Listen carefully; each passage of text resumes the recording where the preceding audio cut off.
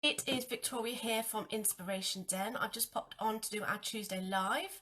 So welcome to everybody. It's lovely to see you all here. I will crack on. I thought today we'd talk about actually what is well-being. It's one of those words that gets bandied around a lot, and I thought actually it was quite interesting to have a little delve just briefly into what it means and what well-being looks like. So I thought that's what we'd chat about today. Well-being is all about what we do here at Inspiration Den. It is our big thing. We talk about mindfulness, we talk about meditation, we talk a lot about self-care, but actually it all comes under the bracket of well-being. That really is our big thing that we are here for. So if you look in the dictionary for the word well-being, you will come across this definition, and it basically says well-being is the state of being comfortable, healthy and happy. Now it's all of those three things combined. So if we think of comfort, comfortable, that can be having our basic needs met. We're safe and we're warm and we're dry and we have a house and all those kind of things. And we have food to eat and water to drink and clothes to wear and all that kind of thing. That really comes into the being comfortable part. The healthy part is obviously about our physical health as well as our mental health. And then our happy part is again to do with our mental health, but it's also about our fulfillment and our life satisfaction and all that kind of thing.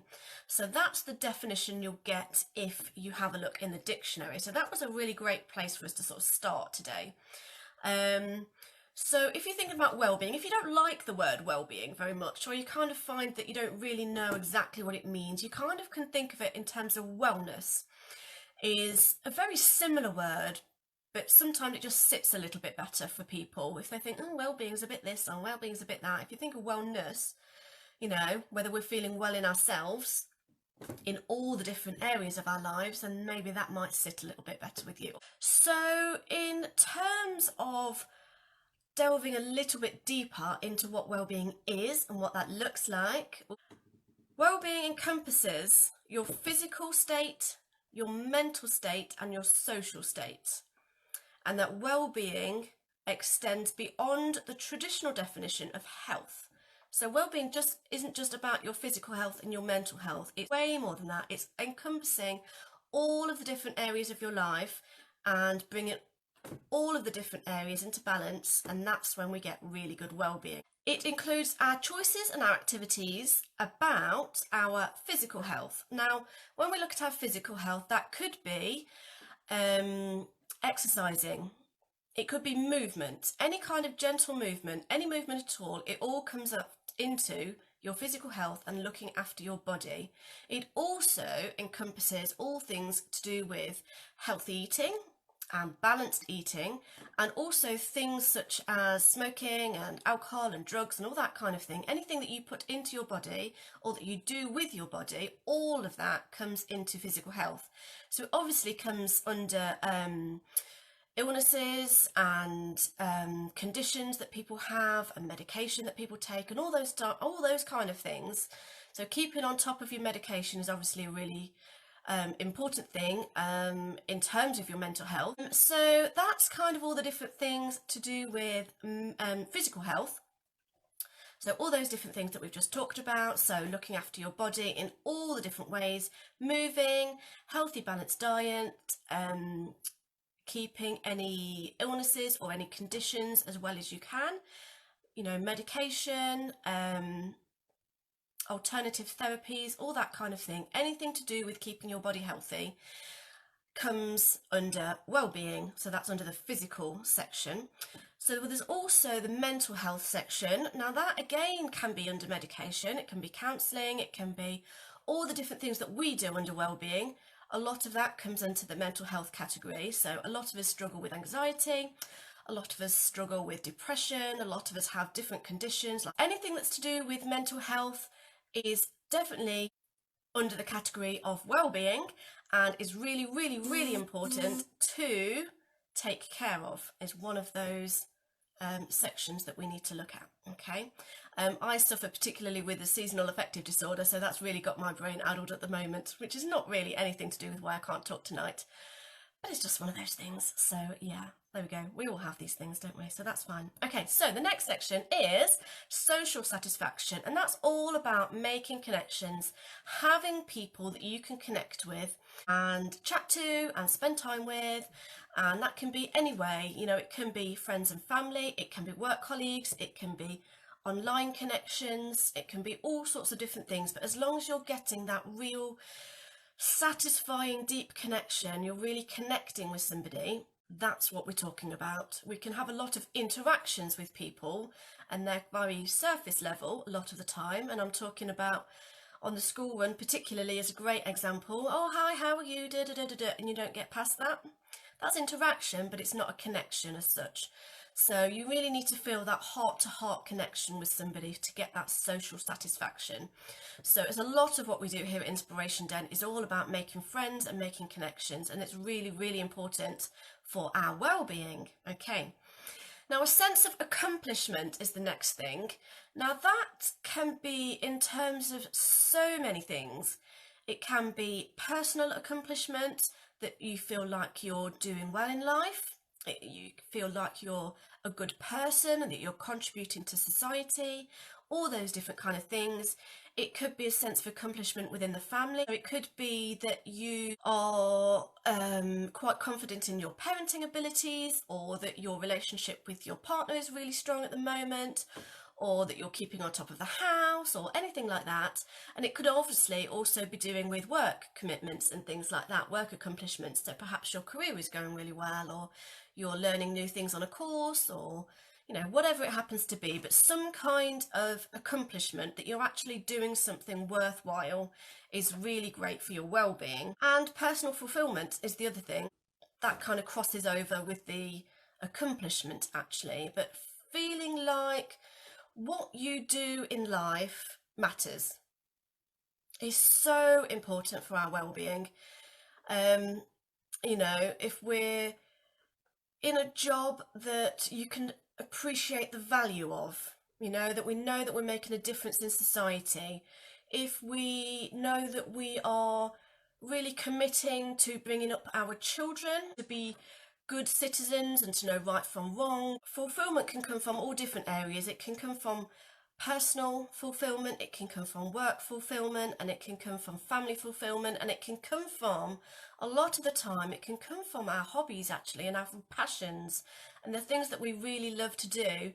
If you're particularly into dancing or art or creativity or photography or astronomy or whatever it is that you happen to be into, spending time doing these things is great for our fulfillment, our life fulfillment, knowing that what we do in life matters. Okay, so those are a little bit about the different kind of areas of well-being, and all of those matter. Now, as I said earlier, it's all about balance. Everything in life is all about balance. We talk about balance a lot. You know, we can be very strong in one or two areas perhaps, and we can be perhaps not so strong in other areas. And if something is out of kilter, something is out of balance, it can actually really make a big difference on our overall well-being. So well-being can be understood as to how people feel and how they function. So it's the two F's there, feel and function. So how do we feel within ourselves, and how do we function as a person? And those are two really great indicators to gauge our level of well-being. Everybody has a level of well-being. It's just whether it's, you know, poor well-being, somewhere in the middle well-being, or quite high well-being. We're all on that spectrum somewhere. And if we can take a little bit of time to think about where we might be on that spectrum, then we can think about what areas we can improve, and we can start moving a little bit along towards better well-being, which is a really lovely thing. Which is what we all want, isn't it? We all want to be happy, we all want to be healthy, we all want to be fulfilled in our life. So it really is about working out where you can make little adjustments, where you can make improvements. And going back to our top tips that we had recently, it definitely is about baby steps, doing small, regular, consistent actions that move us along that spectrum and towards better well-being. Okay. So again, it's both on a personal and a social level. So it's about us as ourselves, but it's also about us as we communicate with our communities, and about how we evaluate our lives as a whole. And that really is the overriding thing, isn't it? It's about all the aspects of our life all together as a whole. Okay, so just to finish off briefly, we can look at external and internal things. So some of the external things might be about our income. And I don't mean about having a huge income or having more income, just about having enough income to do what we need to do in life. It could be about housing, it could be social networks, external things, it could be employment, it could be schooling or whatever, wherever you are in life. But the external things are the outside things that matter to us. And then obviously you have the internal things, and then these are your internal strengths that really help us through life. And those are things like optimism and hope and resilience and self-worth and all those things. If we have those internal things and we have those as strong as we can, then they really help us through the tough times, through the bad days and the traumas that we have in life, that we all have, upsets, you know, we all have them. But if we have those internal strengths, then it really helps us to get through. I hope that's explained a little bit more about actually what wellbeing is, what it looks like, and how we know if we have high well-being, low well-being, or somewhere in the middle well-being. Now, there's a great activity that we've done at Warriors, and it's basically a life wheel, and it has lots of different areas of our life around the edge, and then you rate each area from 0 to 10. Now, having it all in a nice image in a pictogram is really helpful for us to really clearly see where we are doing well, what areas we need to work on. And it can be quite surprising sometimes. Sometimes we're quite clear and we quite know where we're strong, where we're not. Other times it's actually a bit of a surprise that we weren't quite aware.